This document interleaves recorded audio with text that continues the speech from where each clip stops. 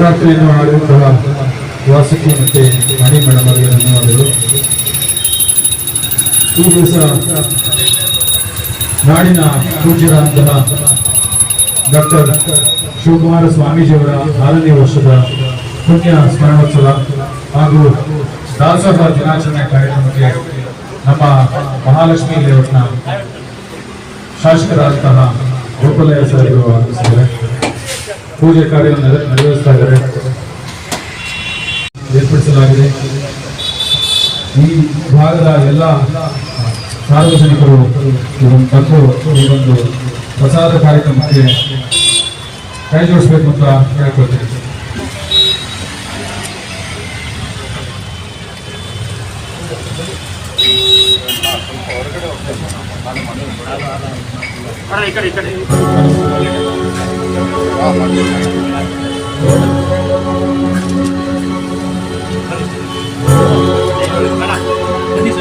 ಕಡೆ ಸರ್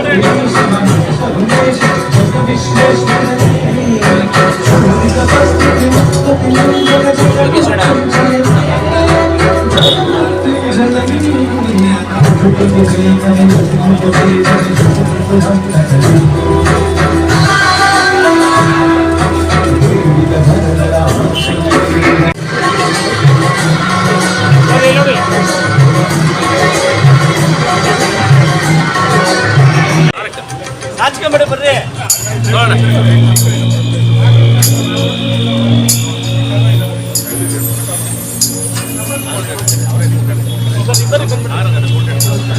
ಅಂಗಣ ಬರ್ರಿ, ಅಂಗಣ ಬರ್ರಿ, ಎಲ್ಲ ಬಾಣೆ ಇದೀವ.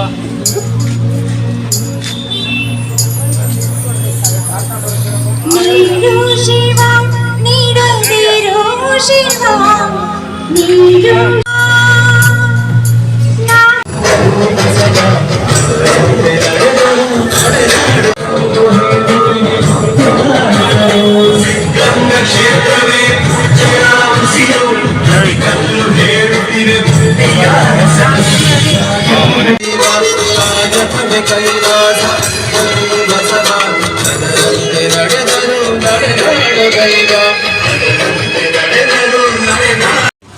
ಏನು ಕವಿತಾ ದಾಸೋಹಿ ಕಲಿಯುಗದ ಬಸವ ಅಭಿನಯ ಬಸವಣ್ಣ ಜಗತ್ತಿಗೆ ದಾಸೋಹವನ್ನೇ ಉಣಬಡಿಸಿದಂತಹ ಮಹಾತ್ಮ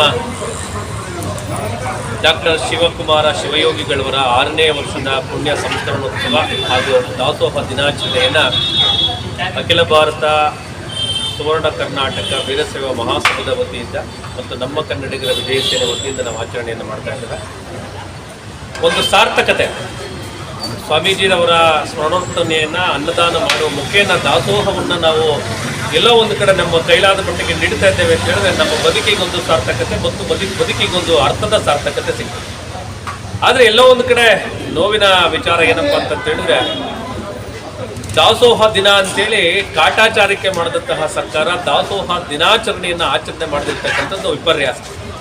ಇವತ್ತು ಯಾವುದೇ ಪಕ್ಷಕ್ಕೆ ಸೀಮಿತವಾಗಲಿಲ್ಲ ಶಿವಕುಮಾರ ಮಹಾಶಿವಯೋಗಿಗಳವರು, ಯಾವುದೇ ವ್ಯಕ್ತಿಗೆ ಸೀಮಿತವಾಗಲಿಲ್ಲ, ಅವರು ರಾಷ್ಟ್ರಕ್ಕೆ ಸೀಮಿತವಾಗಿರ್ತಕ್ಕಂತಹ ಮಹಾನ್ ತ್ಯಾಗಿ. ಅವರ ದಿನವನ್ನು ದಾಸೋಹ ದಿನ ಅಂತ ಮಾಡಿ ಇವತ್ತು ದಾಸೋಹವನ್ನು ಕಾರ್ಯಕ್ರಮಗಳನ್ನು ಸರ್ಕಾರ ಆಯೋಜನೆ ಮಾಡ್ತಾ ಇಲ್ಲ. ಅದೆಲ್ಲ ಒಂದು ಕಡೆ ಭಕ್ತರ ಮನಸ್ಸಿಗೆ ಮತ್ತು ಜಗತ್ತಿನ ಮನಸ್ಸಿಗೆ ನೋವುಂಟು ಮಾಡುವಂತಹ ಕೆಲಸ ಆಗ್ತದೆ. ನಾನು ಈ ಕೂಡಲೇ ಸರ್ಕಾರಕ್ಕೆ ಮನವಿ ಮಾಡೋದಿಷ್ಟೇ, ಮುಂದಿನ ದಿನಗಳಲ್ಲಾದರೂ ಸಹ ದಾಸೋಹ ದಿನವನ್ನು ಅದ್ದೂರಿಯಾಗಿ ಆಚರಣೆಯನ್ನು ಮಾಡಿ ಇಂದಿರಾ ಕ್ಯಾಂಟೀನ್ ಅಂತ ಮಾಡ್ತೀರಿ. ಅದರ ಮುಖಾನೇ ಈ ದಿನವನ್ನು ದಾಸೋಹ ದಿನಾಚರಣೆ ಅಂತ ಮಾಡಿ ಎಲ್ಲ ಕಡೆ ಶಿವಕುಮಾರ ಸ್ವಾಮಿಗಳ ಫೋಟೋಗಳನ್ನು ಬೆಳೆಸ್ಕೊಂಡು ಅವರನ್ನು ಬಿಂಬಿಸುವುದರ ಜೊತೆಗೆ ಈ ದಿನವನ್ನು ಸಾರ್ಥಕತೆಯನ್ನು ಗೊಳಿಸಿ ಅಂತೇಳಿ ನಾನು ಮನವಿಯನ್ನು ಮಾಡ್ತೇನೆ. ನಾನು ಜಗತ್ತಿಗೆ ಕೇಳ್ಕೊಳ್ಳೋದಿಷ್ಟೇ, ಈ ದಿನವನ್ನು ನೀವು ಮುಂದಿನ ದಿನಗಳಿಂದ ಅದ್ದೂರಿಯಾಗಿ ಸ್ವಾಮೀಜಿಯವರನ್ನು ಸ್ಮರಿಸುವ ಮುಖೇನ ದಾಸೋಹ ದಿನವನ್ನು ಮಾಡುವಂಥ ಕೆಲಸದಲ್ಲಿ ಕಾರ್ಯನಿರತರಾಗೋಣ.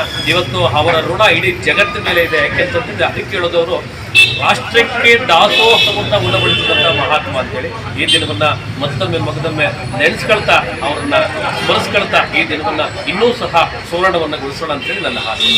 ಸ್ವಾಮೀಜಿಯವರ ಭಾವಚಿತ್ರಕ್ಕೆ ಇದೀಗ ತಾನೇ ಮಾಜಿ ಸಚಿವರು ಹಾಗೂ ಸ್ಥಳೀಯ ಶಾಸಕರಾಗಿರ್ತಕ್ಕಂತಹ ಸನ್ಮಾನ್ಯ ಗೋಪಾಲಯ್ಯ ಸರ್ ಬಂದು ಪುಷ್ಪಾರ್ಪಣೆ ಮಾಡಿ ಕಾರ್ಯಕ್ರಮದ ಚಾಲನೆ ನೀಡಿದರು. ಆ ಒಂದು ದಾಸೋಹ ದಿನಾಚರಣೆ ಅಂಗವಾಗಿ ಮತ್ತು ಸ್ವಾಮೀಜಿಯವರ ಸಂಸ್ಮರಣೆಯ ದಿನಾಚರಣೆ ಅಂಗವಾಗಿ ನಾವು ಅನ್ನದಾನವನ್ನು ಸಹ ಮಾಡ್ತಾ ಇದ್ದೇವೆ.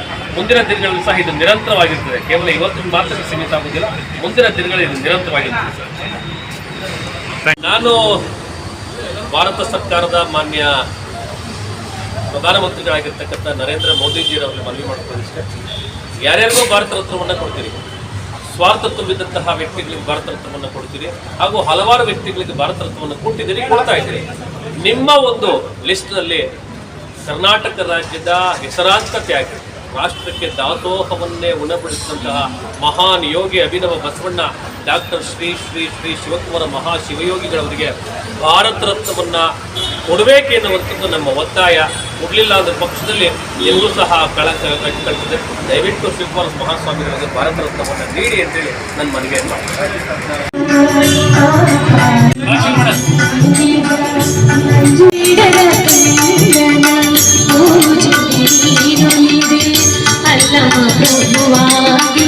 ಮಾಯೆಯ ಗೆಲಿದೆ ಬಲ್ಲಿದ ಬಸವಂಗೆ ಕುಲದೈವ ನೀನಾದೆ, ಬಲ್ಲಿದ ಬಸವಂಗೆ ಕುಲದೈವ ನೀನಾದೆ, ಮಹಾದೇವಿಯ ಚನ್ನ ಮಲ್ಲಿಕಾರ್ಜುನ ಶರಣೆಂದಿನ ಶಶಿಭೂಷಣ ಭಕ್ತನಿಗೆ ನರಕಾರಿಲ್ಲ ತಲವಯ್ಯ ಜ್ಞಾನದ ಘನಕದ ಜಪವಯ್ಯ, ಜ್ಞಾನವ ಜಗದಳು ತಲವಯ್ಯ ಜ್ಞಾನವ ಘನಕದ ಜಪವಯ್ಯ.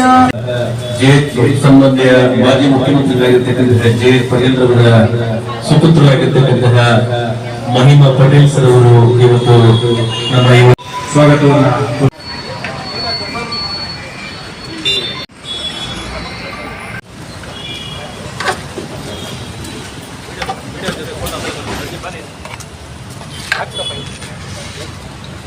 ಪುಟಣೆ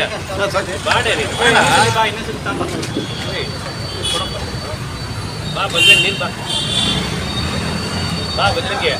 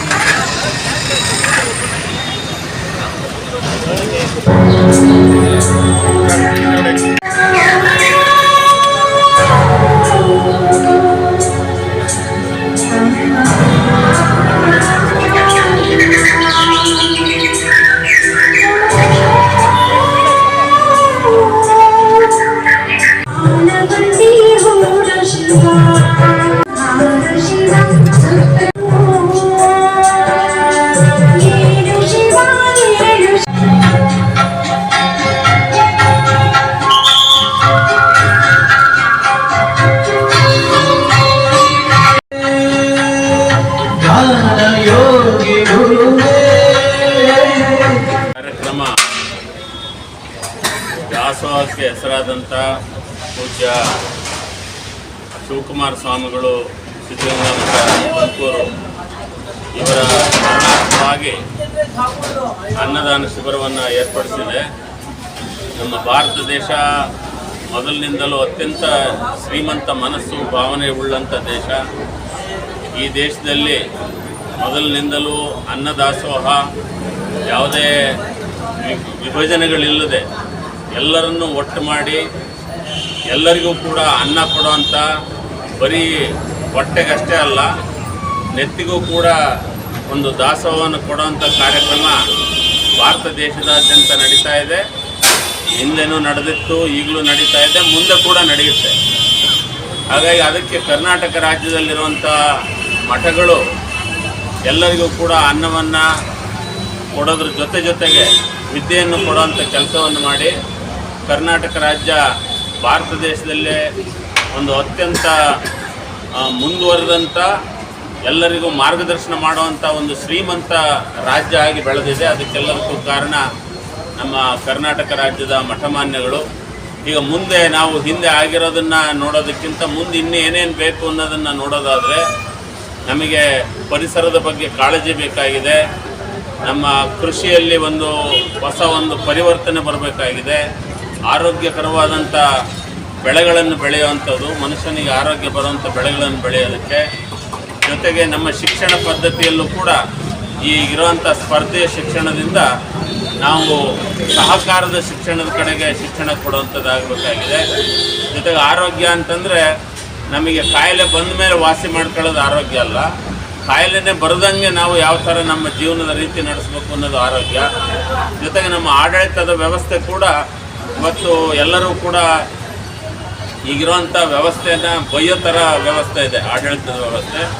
ಈ ಆಡಳಿತದ ವ್ಯವಸ್ಥೆಯಲ್ಲೂ ಕೂಡ ಒಂದು ಪರಿವರ್ತನೆ ಬಂದು, ಹಿಂದೆ ರಾಮಕೃಷ್ಣ ಹೆಗಡೆ ಅವರು, ಜೆ.ಎಚ್. ಪಟೇಲರು, ಬೊಮ್ಮಾಯಿ ಅವರು, ನಜೀರ್ ಸಾಹೇಬರು, ರಾಚಯ್ಯನವರು ಎಲ್ಲರೂ ಕೂಡ ಏನು ಆಲೋಚನೆ ಮಾಡಿದ್ರು, ಅಧಿಕಾರ ವಿಕೇಂದ್ರೀಕರಣದ ಬಗ್ಗೆ ಆಲೋಚನೆ ಮಾಡಿ ಪ್ರತಿಯೊಬ್ಬರಿಗೂ ಕೂಡ ತಮ್ಮ ಯೋಚನೆಗಳನ್ನು, ತಮ್ಮ ಅನಿಸಿಕೆಗಳನ್ನು ಹಂಚಿಕೊಂಡು ಅದರ ಮೂಲಕ ಸರ್ಕಾರಗಳನ್ನು ನಡೆಸೋಂಥ ಒಂದು ಕಾರ್ಯಕ್ರಮ ಏನಿತ್ತು, ಆ ಕಡೆಗೆ ನಾವು ಒಂದು ಸರ್ವೋದಯ ಅಂತಂದೇಳಿ ಆ ಸರ್ವೋದಯದ ಭಾಗವಾಗಿ ಕೂಡ ಈ ಅನ್ನ ಸಂತರ್ಪಣೆ ಇದೆಲ್ಲ ನಡೀತಾ ಇದೆ. ಇದು ಕರ್ನಾಟಕ ರಾಜ್ಯದಾದ್ಯಂತ ಇವತ್ತು ಸರ್ಕಾರದಿಂದನೇ ಒಂದು ಘೋಷಣೆ ಆಗಿತ್ತು.